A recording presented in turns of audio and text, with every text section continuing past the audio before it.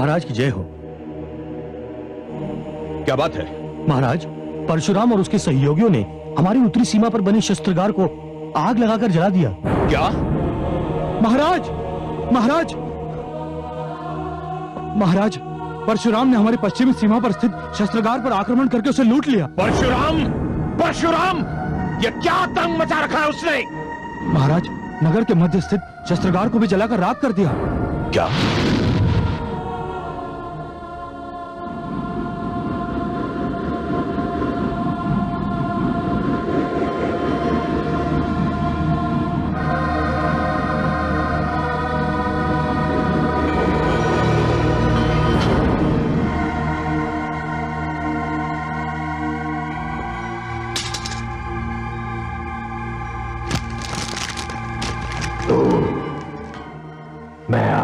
तुझे इसी बाण से मार सकता था, किंतु छुप के मारना मेरे धर्म के विरुद्ध है। मैं तुझे केवल ये बताना चाहता हूं कि 21 क्षत्रिय वंशों को साथ कर लेने के उपरांत भी तेरी शक्ति पहले से आधी रह गई है। मैंने तेरे शस्त्रागारों को राख के ढेर में परिवर्तित कर दिया है।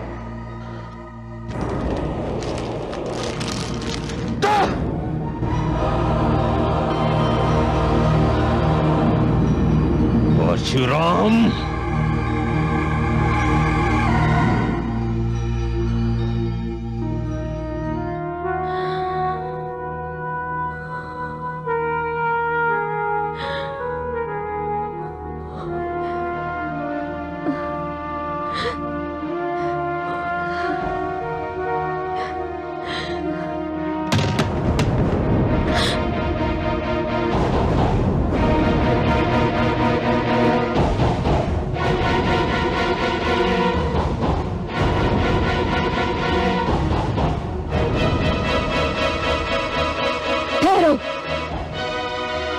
जहां हो वहीं ठहर जाओ।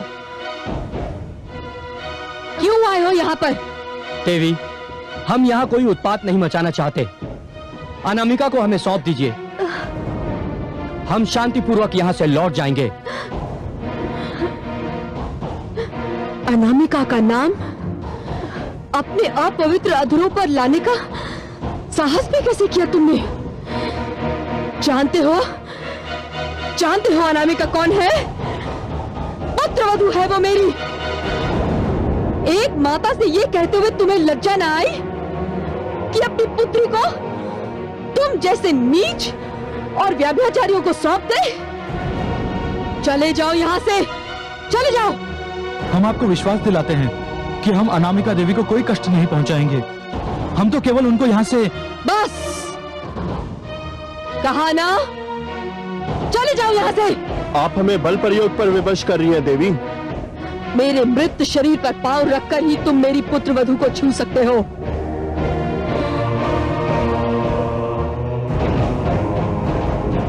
शत्राणी हूं मैं, अस्त्र और शस्त्र के प्रयोग से अनजान नहीं। ठहरो, पीछे पीछे ठहरो, पीछे पीछे पीछे।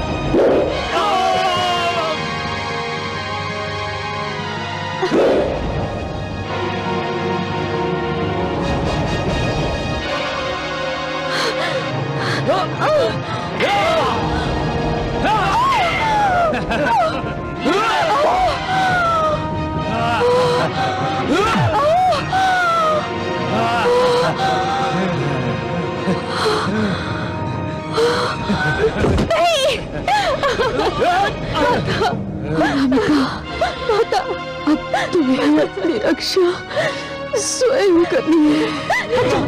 छोड़ दो मुझे, छोड़ दो, हटो, छोड़ो,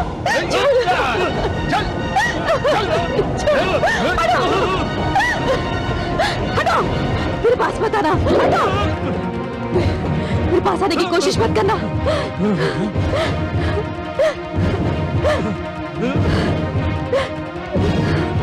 सुनो देवी, हमारा कहना मानो, हम तुमको तनिक भी क्षति नहीं पहुंचाना चाहते।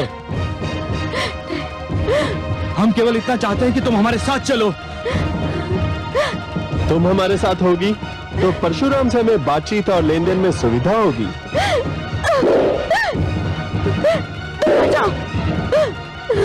तुम साथ होगी तो परशुराम हमें कोई भी क्षति पहुंचाने से पहले 100 बार सोचने पर विवश हो जाएगा।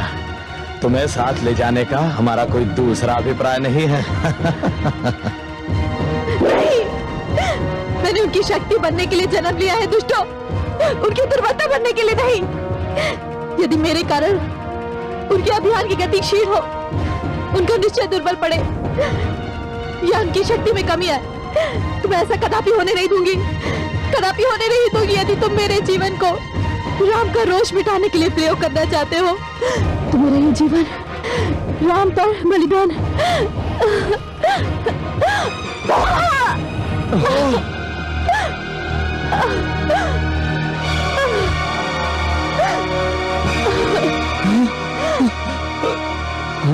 ये क्या? अरे ये तो अनर्थ हो गया, हमारी चाल उल्टी पड़ी। यदि यहाँ परशुराम आ गया तो? अब देख क्या रहे हो, भागो यहाँ से, भागो, चलो चलो।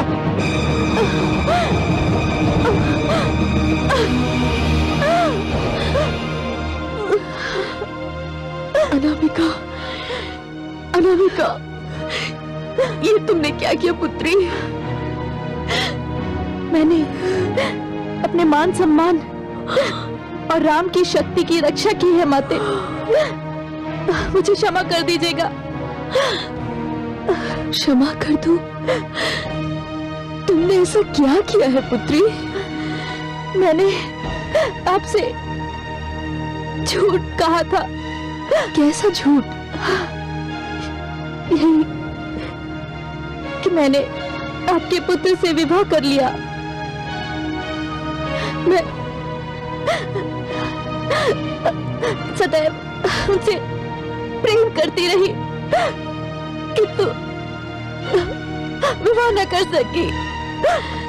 पुत्री, मैं तो तुम्हें पुत्रवधू मान चुकी हूँ और अब तुम ही मेरी पुत्रवधू रहोगी।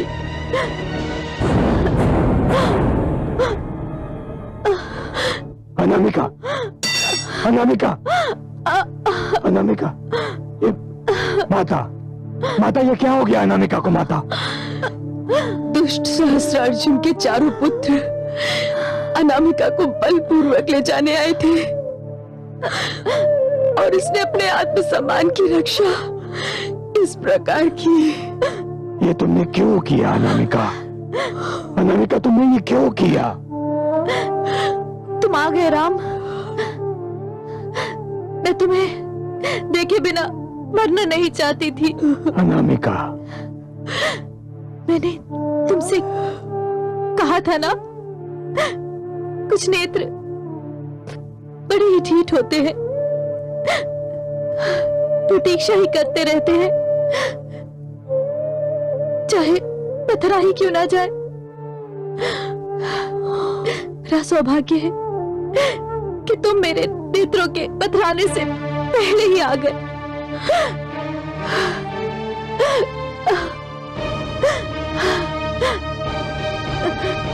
मेरे प्राण मेरे नेत्रों में सिमट आए हैं। तुम्हें देख लिया, अब मैं शांति से उस जीवन को त्याग सकती हूँ जिसके रहते तुम्हें पाना असंभव था। नहीं अनामिका, अनामिका, मैं तुमसे प्रेम करती हूँ राम, मैं तुमसे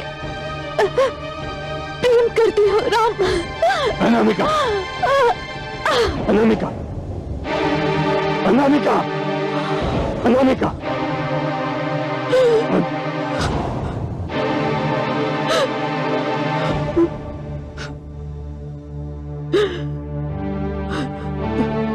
यह अन्याय है अनामिका, यह अन्याय है। तुमने सदैव मुझे प्रेरणा दी, उत्साह दिया, साहस दिया, और जब उस सब के फल का समय आया तो हम सबको छोड़कर चली गई।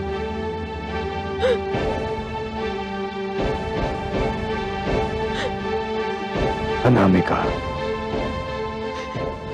तुम सदैव मेरे संग रहोगी, मेरे मन में क्रांति की अग्नि बनकर,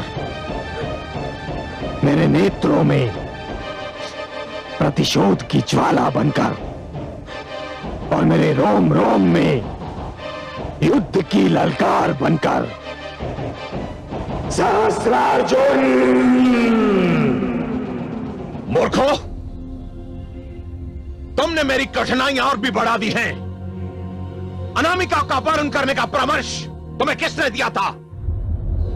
हमने स्वयं ही आपस में परामर्श करके ये निर्णय लिया था। किंतु क्यों?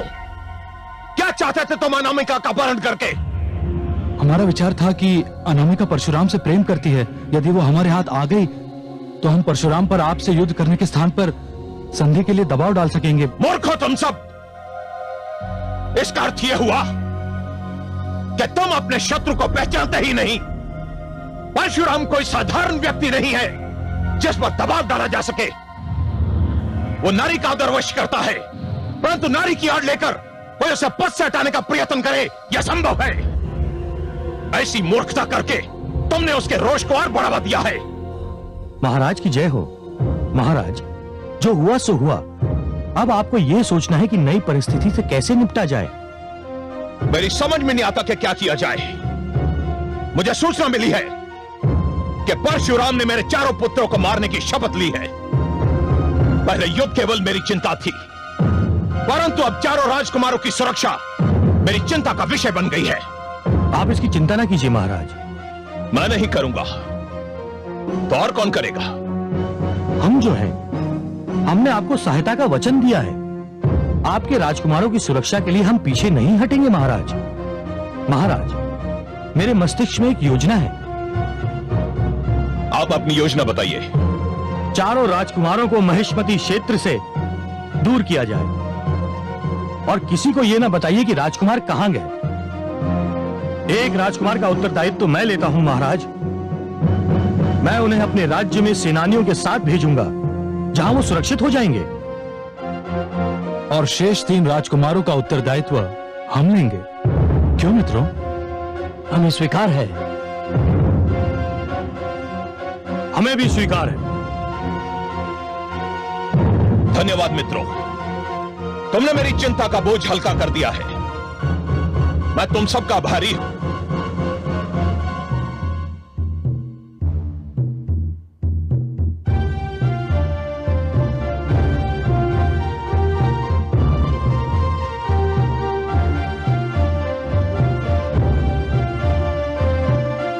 चलो सारथी।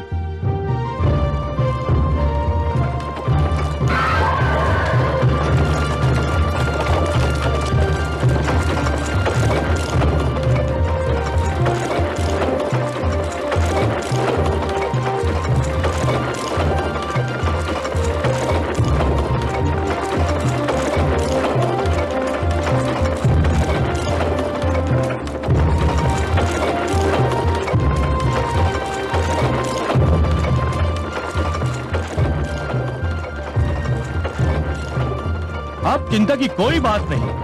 हमारे नरेश के क्षेत्र में पहुंचते ही आपके सिर से हर संकट टल जाएगा। किंतु आपके नरेश का क्षेत्र यहां से दूर है। तो क्या हुआ? यदि मार्ग में ही कुछ हो गया? अरे नहीं, ऐसा भी क्या। यदि ऐसा कुछ हुआ तो मैं हूं ना आपके साथ। आपकी रक्षा के लिए मैं अपने प्राण न्यौछावर कर दूंगा। और हमारे महाराज की सेना में मेरे जैसा दूसरा सेनानी मिलना दुर्लभ है। मेरे इस खड़क को शत्रु का रक्त पीने का काफी अभ्यास है। वैसे मैं 10-12 को तो अकेला संभाल सकता हूं।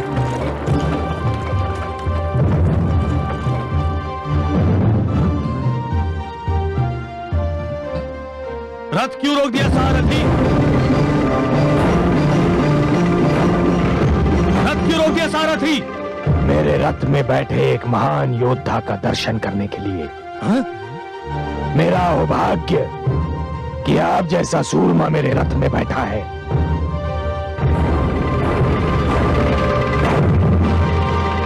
परशुराम,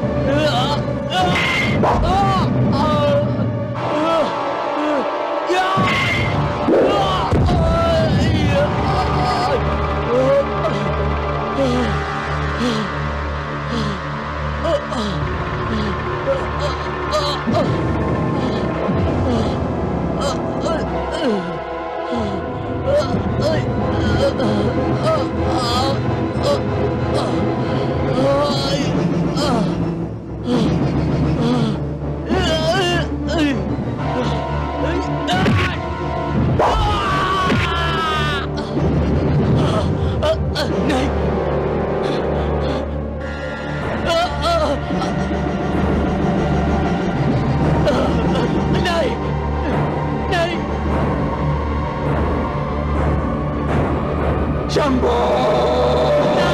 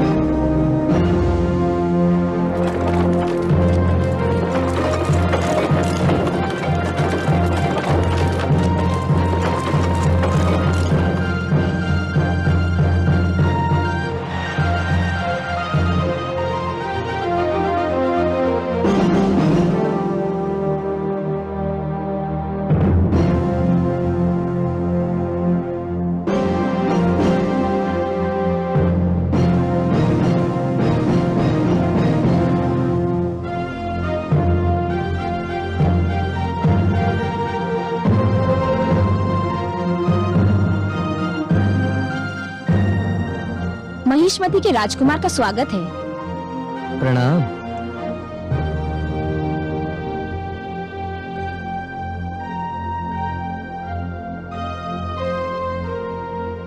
मैं राजकुमारी वंदना हूँ। पिताश्री ने ये सूचना भेजी थी कि आप हमारे राज्य में पधार रहे हैं और मुझे ये आदेश दिया कि आपको यहाँ कोई कष्ट न होने पाए। मैं आपके पिताश्री का आभारी हूँ और आपका भी। यहाँ आपके प्राणों को किसी संकट का भय नहीं है। वो तो मैं आपको देखते ही समझ गया था कि हाँ, मेरे चंचल मन को संकट अवश्य हो सकता है, मेरे प्राणों को नहीं। आप अपने कक्ष में विश्राम करें, मैं आपके भोजन इत्यादि का प्रबंध करती हूँ।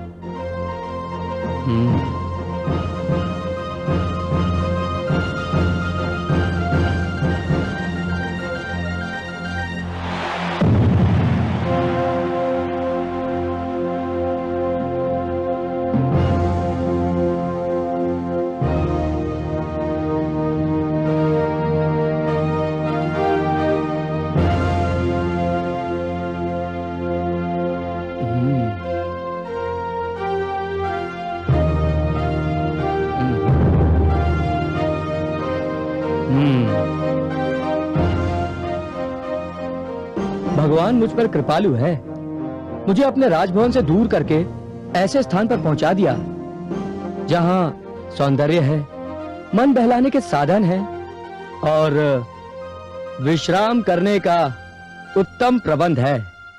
कम से कम यहाँ परशुराम से संकट तो नहीं। परंतु मृत्यु का है। कौन है? कौन बोला? कौन है?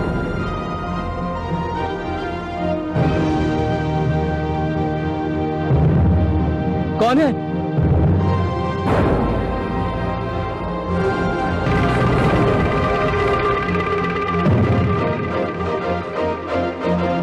कौन है वहां पर? सामने आओ। मैं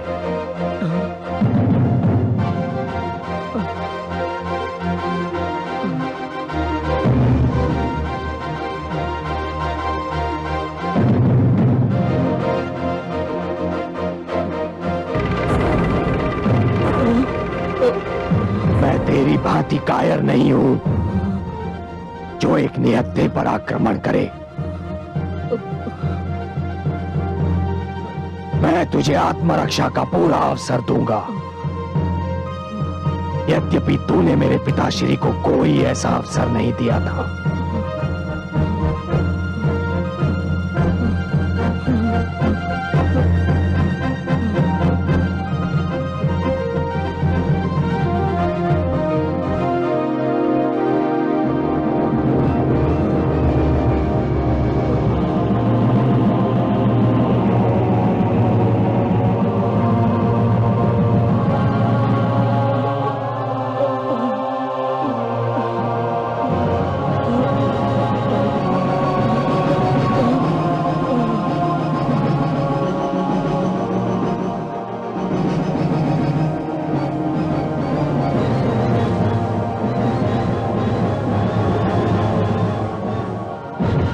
उठा तलवार।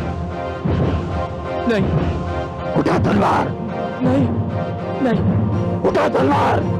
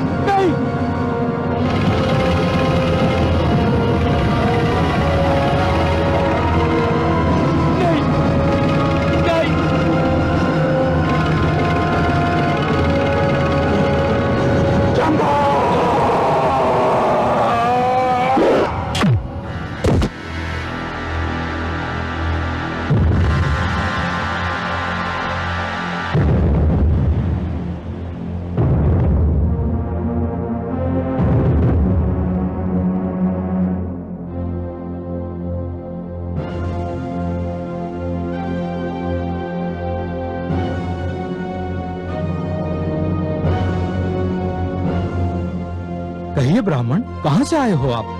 मैं आपको पहली बार यहाँ देख रहा हूँ। कौन हो आप? हाँ श्रीमान, मैं यहाँ पहली बार आया हूँ। हम महिष्मती नरेश सहस्रार्जुन की पाकशाला के प्रधान हैं। बड़ी प्रसन्नता हुई आपसे मिलकर। कैसे आना हुआ यहाँ आपका?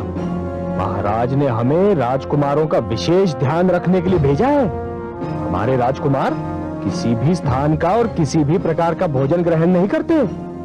हम बड़े चाव से भोजन बनाते हैं और हमारे राजकुमार उसे बड़े चाव से ग्रहण करते हैं। हाँ ठीक है, किंतु आज का भोजन तो बन चुका है। आप कल से अपना कार्य आरंभ करें तो अच्छा होगा। कोई बात नहीं श्रीमान, ये भोजन हमें दे दीजिए। लीजिए। हम ले जाएंगे। हाँ हाँ, किंतु याद रहे, कल से भोजन हम ही बनाएंगे। हाँ हाँ ठीक है।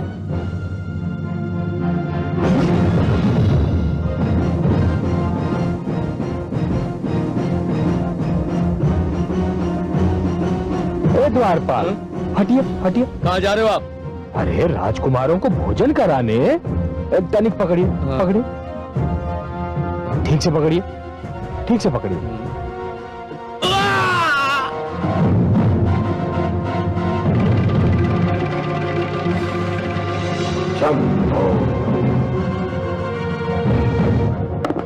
भ्राताश्री, यदि इन क्षत्रिय नरेशों ने हमारी सहायता न की होती तो कदाचित परशुराम हम चारों का अंत कर चुका होता। लगता है कि अनामिका के अपहरण का निर्णय करके हम चारों ने कोई बहुत बड़ी भूल की थी। नहीं अनुज, भूल हमारे निर्णय में नहीं, हमारे अनुमान में थी। अर्थात? यदि अनामिका हमारे हाथ आ जाती तो निसंदेह हम परशुराम को शांति वार्ता के लिए बाध्य कर सकते थे। किंतु हमने यह अनुमान नहीं किया था कि अनामिका अपने आदर की रक्षा के लिए आत्महत्या भी कर सकती है। वो अपने आदर को इतना महत्व देती है कि आदर की रक्षा कैसे की जाती है ये तो वही जानते हैं जिन्हें ईश्वर ने आदर और सम्मान का बहुमूल्य धनकोष प्रदान किया हो। तुम जैसे निर्लज्ज क्या जाने कि संसार में आदर और सम्मान की क्या महत्ता है। कौन हो तुम?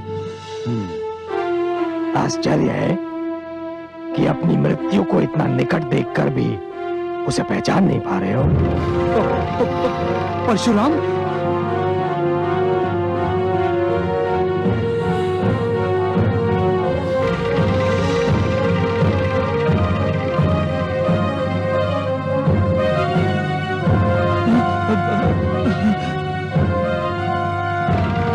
हमें क्षमा कर दो परशुराम।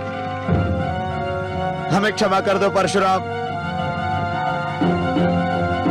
हमें क्षमा कर दो, मुझसे भूल हो गई परशुराम, मुझसे भूल हो गई।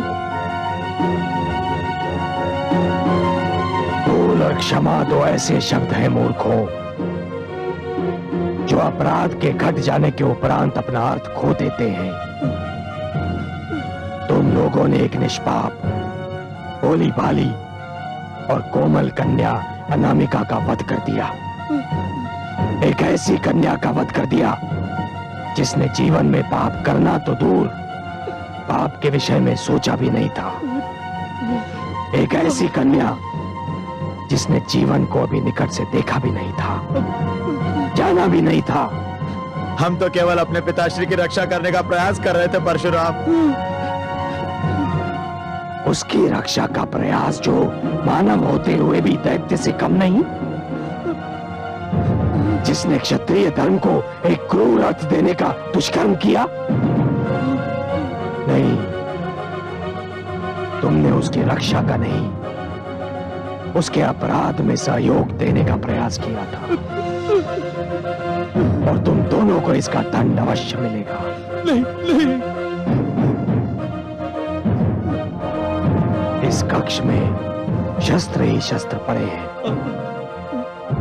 जाओ, जो शस्त्र चाहो उठाओ। मैं तुम्हें युद्ध किए बिना नहीं मारूंगा। जाओ। जाओ, उठाओ शस्त्र।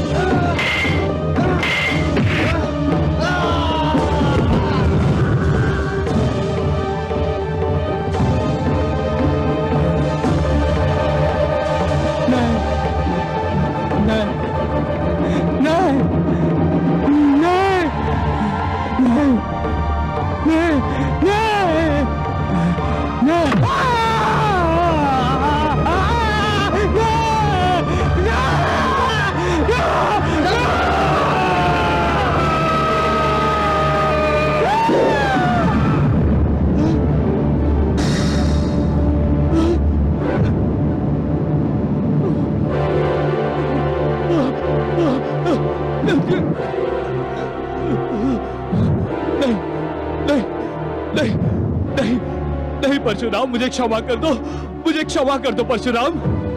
मैं जीवन भर तुम्हारा दास बन के रहूंगा परशुराम, मुझे क्षमा कर दो। नहीं, मुझे क्षमा कर दो, मुझे क्षमा कर दो, मुझे क्षमा कर दो परशुराम, मुझे क्षमा कर दो, मुझे क्षमा कर दो। मैं जीवन भर तुम्हारा दास बन के रहूंगा परशुराम। नहीं नहीं नहीं नहीं नहीं, मुझे क्षमा कर दो, मुझे क्षमा कर दो परशुराम, परशुराम मुझे क्षमा कर दो।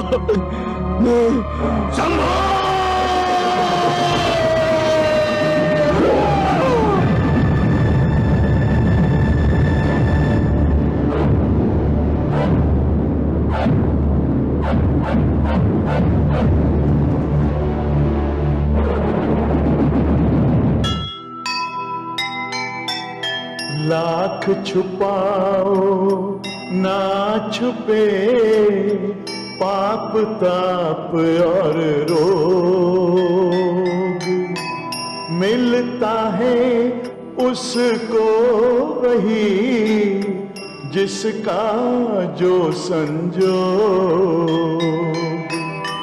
जग में करना चाहिए सोच समझ हर काम, अत्याचारी का हुआ सदा यही परिणाम, सदा यही परिणाम। जो सुनेगा ये पुराण पाएगा सुख और ज्ञान, पाएगा सुख और ज्ञान। कर्म को ही धर्म जान, प्रेम की तू छेड़तान, प्रेम की तू छेड़तान।